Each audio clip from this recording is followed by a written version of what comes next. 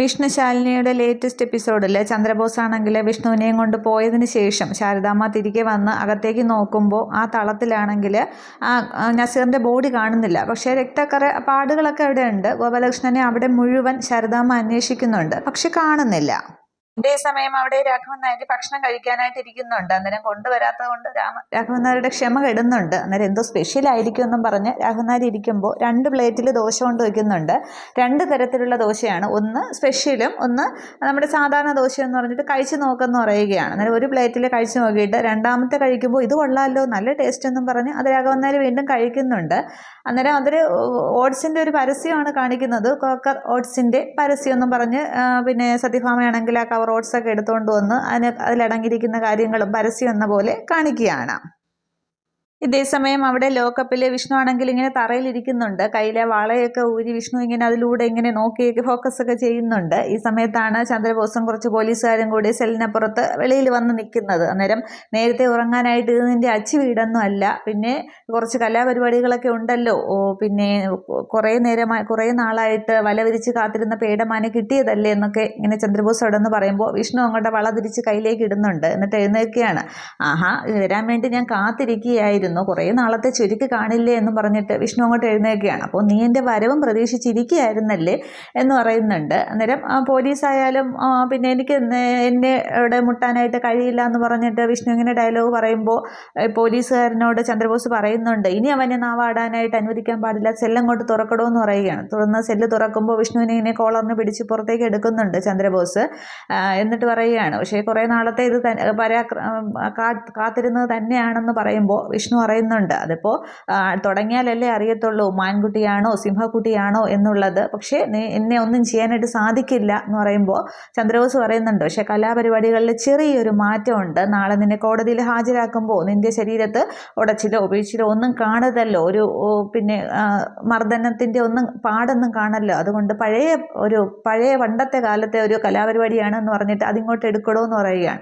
അന്നേരം പോലീസുകാരനാണെങ്കിൽ ഒരു കൊല കരിക്ക് ഇങ്ങനെ എടുത്ത് കാണിക്കുന്നുണ്ട്. അതിൽ നിന്നും നല്ല ഇളം കരിക്ക് നോക്കി ഒന്ന് എടുക്കുക എന്ന് പറയുമ്പോൾ ഒരെണ്ണം അതിൽ നിന്ന് അടർത്തി എടുക്കുന്നുണ്ട്. അതിനുശേഷം ഒരു തുണിയിലേക്ക് അതങ്ങോട്ട് പൊതിയുകയാണ്. എന്നിട്ട് പഴയൊരു കലാപരിപാടിയാണ്, ഇതാകുമ്പോൾ പിന്നെ മർദ്ദിച്ചു എന്നൊന്നും അറിയത്തില്ല, ഇതുകൊണ്ട് ഞാൻ നിനക്ക് സമ്മാനം തരാൻ പോവുകയാണ്, ആന്തരിക അവയവങ്ങൾക്ക് മാത്രം കേടുവരും, പക്ഷെ അത് ഇപ്പോഴൊന്നും അറിയില്ല, ഒരു 6 മാസം കഴിയുമ്പോഴേ അത് അറിയത്തുള്ളൂ, അപ്പോൾ നീ ഓർമ്മിക്കും, നിനക്കൊരു പനി പോലും ഇല്ലാതെ നീ അങ്ങോട്ട് ഇഹലോകവാസം വെടിയും, അപ്പം നീ ആലോചിക്കും ഒരു പനി പോലും ഇല്ലാതിരുന്ന് ഞാൻ എങ്ങനെ പോയി എന്നുള്ളത്, പക്ഷെ അത് അന്ന് ഈ ചന്ദ്രബോസ് തന്ന സമ്മാനമാണ് എന്നുള്ളത് നീ ഓർമ്മിക്കേണ്ടി വരും എന്നൊക്കെ ഇങ്ങനെ ചന്ദ്രബോസ് ഡയലോഗ് അടിക്കുമ്പോൾ വിഷ്ണു ചിരിക്കുന്നുണ്ട്.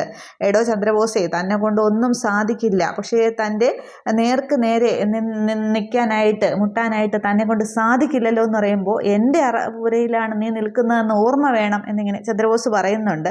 അന്നേരം വിഷ്ണു ചോദിക്കുകയാണ്, എന്നിട്ട് എന്താ നേർക്ക് നേരെ മുട്ടാനുള്ള ധൈര്യം തനിക്കില്ലല്ലോ, താൻ എൻ്റെ നേരെ നിൽക്കുന്നുണ്ടെങ്കിലും തൻ്റെ മുഖത്ത് ആ ഒരു ഭീതി കാണാം എന്നിങ്ങനെ പറയുമ്പോൾ എന്നും പറഞ്ഞിങ്ങനെ പിടിക്കുന്നുണ്ട്. അന്നേരം ആണാണെങ്കിൽ താൻ എൻ്റെ നേരെ മുട്ടാൻ നോക്കുക, അത് ഞാൻ തടുക്കുക തന്നെ ചെയ്യുമെന്ന് പറയുന്നുണ്ട്. എന്നിട്ട് വിഷ്ണു ഇങ്ങനെ ചുറ്റുമുള്ള പോലീസുകാരെയൊക്കെ നോക്കുന്നുണ്ട്. പക്ഷേ ഈ യൂണിഫോമിനെ താൻ മാനം കിടത്തത്തേ ഉള്ളൂ, തൻ്റെ സബോർഡിനേറ്റിൻ്റെ മുമ്പിലും താൻ മാനം കിടത്തേ ഉള്ളൂ, ധൈര്യം ഉണ്ടെങ്കിൽ ഇങ്ങോട്ട് പിന്നെ മുട്ടടോ എന്ന് പറയുകയാണ്. അന്നേരം ചന്ദ്രബോസിനെ ആകെ ക്ഷമയിടുന്നുണ്ട്.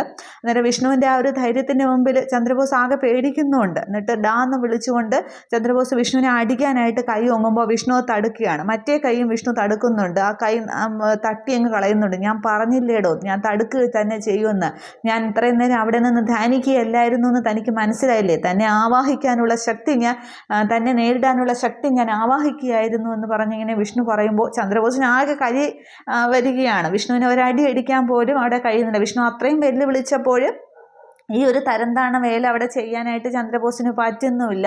അന്നേരം ഇവനെ പോലീസ് യൂണിഫോമിന് നേരെ കൈവച്ച് ഇവനെ അങ്ങോട്ട് പിടിച്ച് കെട്ട് എന്ന് പറയുകയാണ്. തുടർന്ന് പോലീസുകാരെല്ലാവരും കൂടി ചേർന്ന് ആ സെല്ലിലേക്ക് വിഷ്ണുവിനെ ചേർത്ത് നിർത്തിയിട്ട് കൈകൾ അപ്പുറത്തെ വശത്തോടു കൂടി സെല്ലിനകത്തിട്ട് പൂട്ടുന്നുണ്ട്.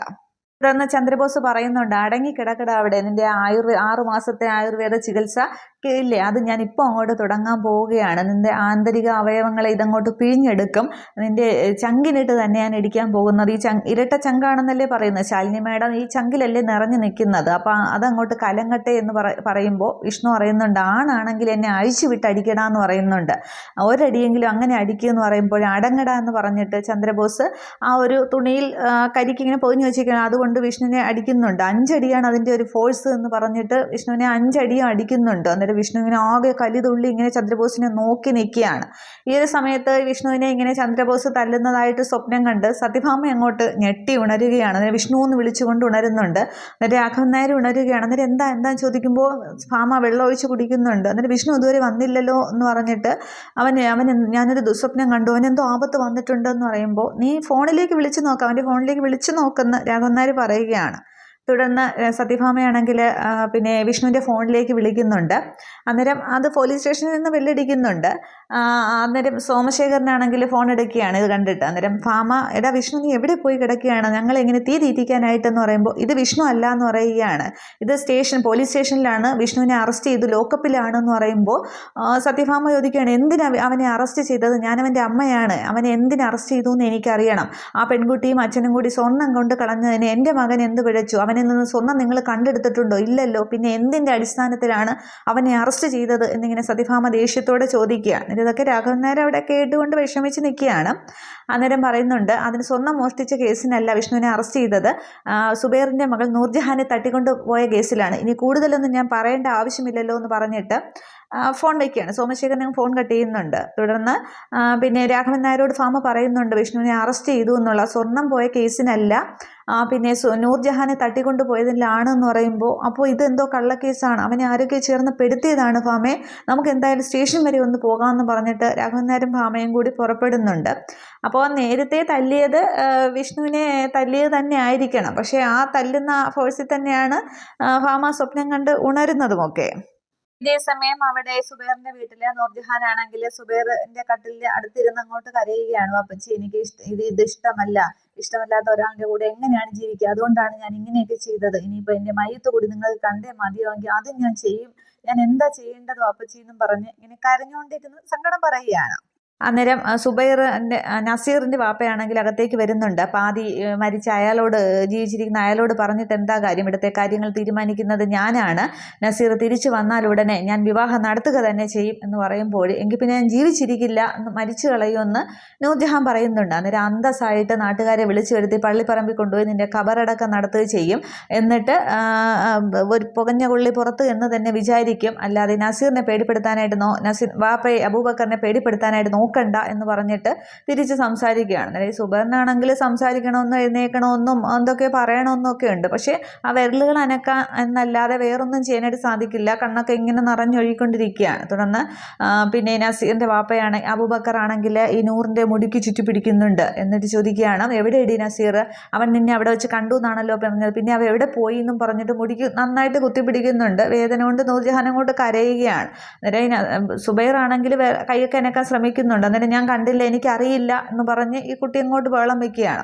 അന്നേരം സുബൈദയാണെങ്കിൽ ഓടിക്കൊണ്ട് വന്ന് പിടിച്ചു മാറ്റുന്നുണ്ട്, പക്ഷേ സുബൈദയും പിടിച്ചങ്ങോട്ട് തള്ളുകയാണ് ചെയ്യുന്നത്. എന്നിട്ട് പറയുന്നുണ്ട്, പിന്നെ നിങ്ങൾക്ക് ഭ്രാന്താണ് എന്നിങ്ങനെ സുബൈദ പറയുന്നുണ്ട്. അന്നേരം അവൻ്റെ കൂട്ടുകാരോടൊപ്പം പോയി കാണാം, മുമ്പ് ഇങ്ങനെയൊക്കെ പോയിട്ടുണ്ടാവുമല്ലോ, ലഹരിക്ക് അടിമയുള്ള കൂട്ടുകാരോട് കൂട്ട് വേണ്ടാന്ന് ഞാൻ പറഞ്ഞിട്ടുള്ളതല്ലേ എന്നിങ്ങനെ സുബൈദയും പറയുമ്പോൾ നീ മിണ്ടി പോകരുത്, എല്ലാത്തിനും ഒത്താശ ചെയ്തു കൊടുക്കുന്നത് നീ തന്നെയാണ് എന്ന് പറഞ്ഞിട്ട് വീണ്ടും ഈ പിന്നെ നൂർജഹാനെ ഉപദ്രവിക്കാനും കഴുത്തിന് പിടിക്കാനും ഒക്കെ ശ്രമിക്കുന്നുണ്ട്. ഒരുവിധം അങ്ങോട്ട് മാറുകയാണ് ചെയ്യുന്നത്. എന്നിട്ട് ആരും എന്നെ പേടിപ്പെടുത്താനും നോക്കണ്ട, അവൻ തിരിച്ചു വന്നാൽ ഉടനെ ഈ വിവാഹം ഞാൻ നടത്തുക തന്നെ ചെയ്യും, അല്ലാന്നുണ്ടെങ്കിൽ ഇവിടെ 3 ശവങ്ങൾ വീഴും, ഒന്ന് നിൻ്റെയും തളർന്നു കിടക്കുന്ന വാപ്പയുടെയും പിന്നെ എല്ലാത്തിനും കൂട്ടുനിന്ന് എൻ്റെ ഭാര്യയുടെയും എന്ന് പറഞ്ഞിട്ട് എല്ലാവരും ഒന്നുകൂടിയൊക്കെ ഭീഷണിപ്പെടുത്തിയിട്ട് ഈ നസീറിൻ്റെ വാപ്പയാണെങ്കിൽ ഇറങ്ങി പോകുന്നുണ്ട്. അന്നേരം നൂർജഹാനും സുബൈദയ്ക്കും ഇവിടെ ഇരുന്ന് കരയാനല്ലാത്ത ഒന്നും സാധിക്കുന്നില്ല.